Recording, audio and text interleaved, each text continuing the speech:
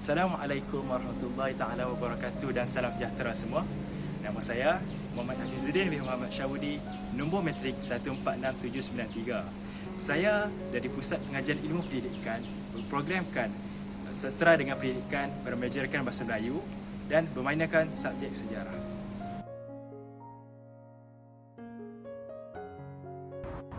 Hai, Assalamualaikum. Saya Nur Najla binti Muhammad Tomizi, berumur 22 tahun. Saya berasal dari Pendang Kedah. Saya merupakan pelajar tahun 2 dalam jurusan Sastra dengan Pendidikan, bermejakan bahasa Melayu, bermainakan sejarah.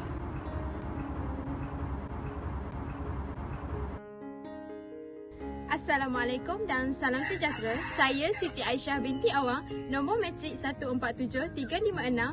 Saya merupakan pelajar tahun 2 daripada Pusat Pengajian Ilmu Pendidikan.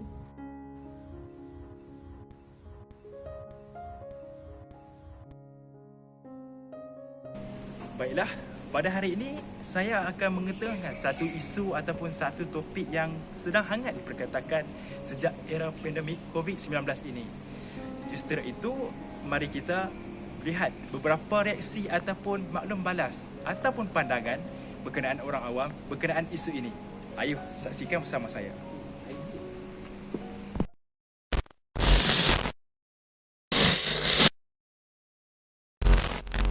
Nak jaga ni budak-budak ni bukan senang tau. Sebab kita dalam alam maya lah kita kan. Susah lah sebab kita nak tahu budak-budak tu sampai ke tak dengan ilmu yang dapat, keberadaan murid tu dalam kelas tu macam mana. Dan bagi saya tak semuanya ada peranti canggih ni. Bukanlah semualah sebab kita tahu kan ramai yang daripada golongan B40, M40 tu tak apalah. Itu bagi saya susah lah untuk menghadapi zaman sekarang ni.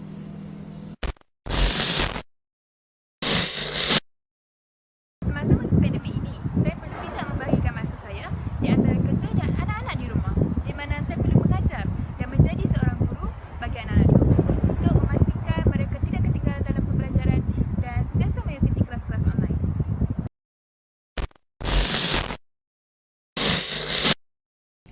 Pandemik COVID-19 memberi banyak cabaran kepada saya sebagai seorang pelajar. Hal ini demikian kerana terdapat banyak faktor dan cabaran yang menghalang saya untuk mendapatkan pembelajaran yang sempurna dan berkesan kepada saya.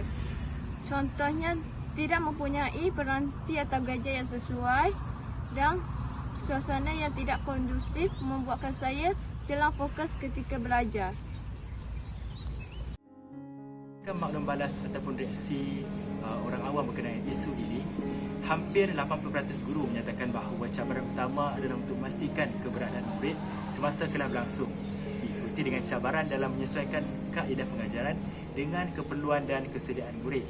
Di samping itu, guru berasa sukar untuk memastikan murid untuk memberikan tumpuan dan memastikan murid faham dan memastikan keseronokan ketika belajar. Dan selebihnya juga menyatakan bahawa masalah kestabilan internet, kebolehan peranti mengajar seperti komputer, telefon, dan juga guru menyatakan kerisauan mereka terhadap ruang pembelajaran murid, adakah itu selesa ataupun tidak. Dan kita juga perlu mengambil kira aspek-aspek lain sepertinya masalah kesihatan mental, kesihatan fizikal dan emosi akibat terlalu lama berguru. Jadi, hakikatnya semua yang dinyatakan di atas merupakan pelbagai cabaran ataupun gangguan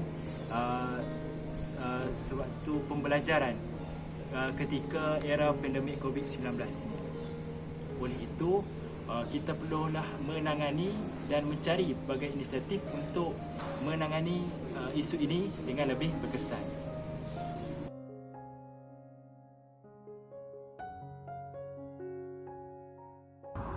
Berdasarkan maklum balas daripada beberapa orang awam sebentar tadi, kita dapat lihat bahawa pendidikan era pandemik COVID-19 ini sememangnya memberi impak dan cabaran kepada guru, ibu bapa dan pelajar. Pendidikan era pandemik COVID-19 ini turut memberi kesan dan cabaran kepada ibu bapa di luar sana. Ibu bapa perlu mengambil inisiatif untuk kebajikan dan soal pendidikan anak-anak. Hal ini menjadi lebih mencabar apabila mempunyai jumlah anak yang ramai, perlu membahagikan masa untuk setiap kelas online bagi setiap orang anak dan pada masa yang sama perlu fokus pada kerja hakiki. Walaupun ada yang bekerja dari rumah, namun tanggungjawab itu semakin bertambah kerana banyak perkara yang perlu diuruskan. Selain itu, ibu bapa juga perlu menjadi guru di rumah untuk mengajar anak-anak di samping mengeratkan hubungan antara ibu bapa dan anak-anak dan mengetahui setiap kelemahan anak-anak yang perlu diperbaiki. Ibu bapa tidak perlu berasa tertekan kerana belajar merupakan satu proses yang berpanjangan.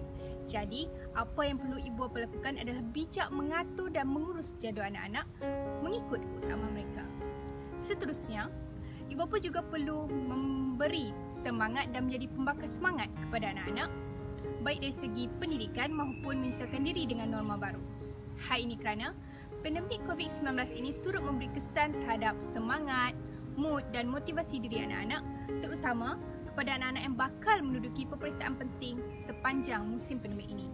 Justru, sebagai ibu bapa, mereka perlu bijak untuk menyelesaikan setiap permasalahan yang timbul supaya proses pembelajaran anak-anak berjalan dengan lancar sepanjang musim pandemik ini.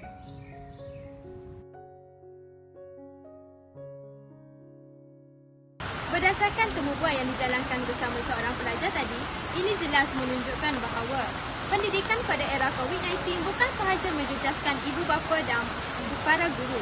Ianya turut menjejaskan para pelajar di mana para pelajar menghadapi pelbagai faktor yang telah disebutkan oleh pelajar tersebut tadi.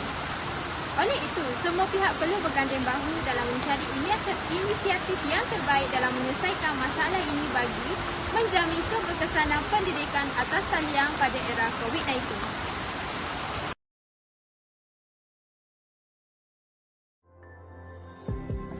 Sebagai seorang guru, kita seharusnya mempunyai kekuatan fizikal dan mental yang kuat. Hal ini demikian kerana kita perlu menghadapi pelbagai cabaran yang lebih hebat pada masa akan datang. Sebagai seorang guru juga, kita perlu sentiasa berusaha dan tidak pernah lelah dalam meningkatkan ilmu kemahiran, terutama dalam bidang sains dan teknologi, bagi meningkatkan keberkesanan pembelajaran sesuai mengikut abad ke-21. Walaupun pendidikan era pandemik COVID-19 ini banyak memberi kesan dan cabaran kepada semua pihak, terutama guru, namun ianya tidak sama sekali menjadi batu penghalang kepada kami sebagai bakal guru untuk meneruskan legasi sebagai pendidik di masa akan datang.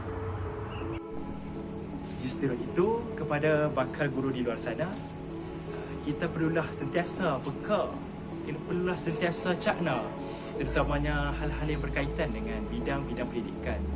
Dan sentiasalah kita mengambil berat tentang kebajikan pelajar supaya tidak berlakunya kejadian yang tidak diingini.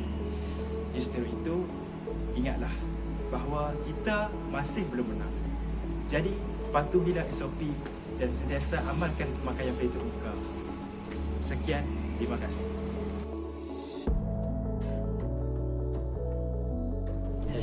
#KitaJagaKita. #KitaJagaKita. #KitaJagaKita.